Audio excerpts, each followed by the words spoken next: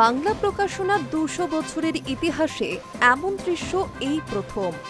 কলকাতার কলেজ স্ট্রিটের প্রাণকেন্দ্র বঙ্কিম চ্যাটার্জি স্ট্রিটে সোমবার আয়োজিত হল বইমেলা, যার নাম ভিজে বইয়ের বইমেলা। এই অভিনব মেলার আয়োজক Kolkata creative publishers welfare association, যে মেলায় সব বই ভেজা। বৃষ্টি ও প্রাকৃতিক দুর্যোগে ক্ষতিগ্রস্ত প্রকাশক, পুস্তক বিক্রেতা এবং মুদ্রণ সহায়তা সংস্থাগুলির পাশে দাঁড়াতে এই অভিনব উদ্যোগ।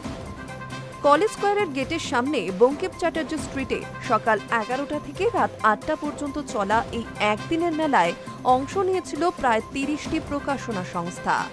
মিত্র ও ঘোষ, অভিযান পাবলিশার্স, দ্বীপ প্রকাশনী, কথোপকথন, অক্ষর সংলাপ, লালমাটি, সৃষ্টিসুখ, বঙ্গবাণী, ইতিকথা, বুকফার্ম, ধানসিঁড়ি, অক্ষর প্রকাশনী সহ আরও অনেকেই। অন্যান্য এই উদ্যোগে উপস্থিত ছিলেন মন্ত্রী শোভনদেব চট্টোপাধ্যায়, লেখক, সাংবাদিক প্রচিত গুপ্ত সহ আরও অনেকে।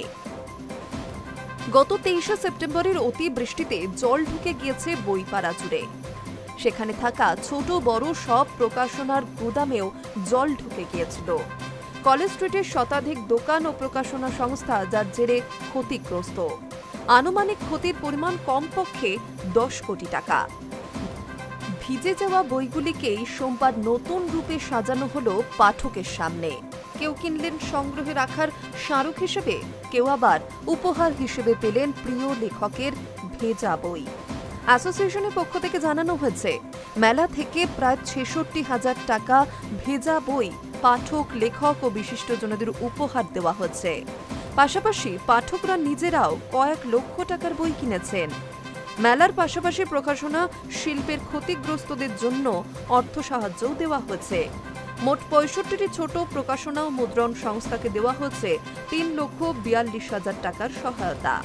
পাশাপাশি দিল্লি বেঙ্গল অ্যাসোসিয়েশন, দিল্লির ২০টি পুজো কমিটি এবং সামাজিক সংগঠনের পক্ষ থেকেও কলেজ স্ট্রিটের ক্ষতিগ্রস্তদের জন্য এসেছে আরও ২ লক্ষ টাকার অনুদান।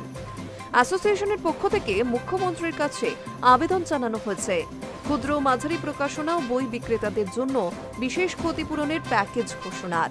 পাশাপাশি কলেজ স্ট্রিটে বই ব্যবসা রক্ষায় একটি ডেডিকেটেড পাম্পিং স্টেশন এবং একটি ফায়ার স্টেশন স্থাপনের দাবিও করা হয়েছে এই দিনের ভেজা বইয়ের মেলায়। Hi news network.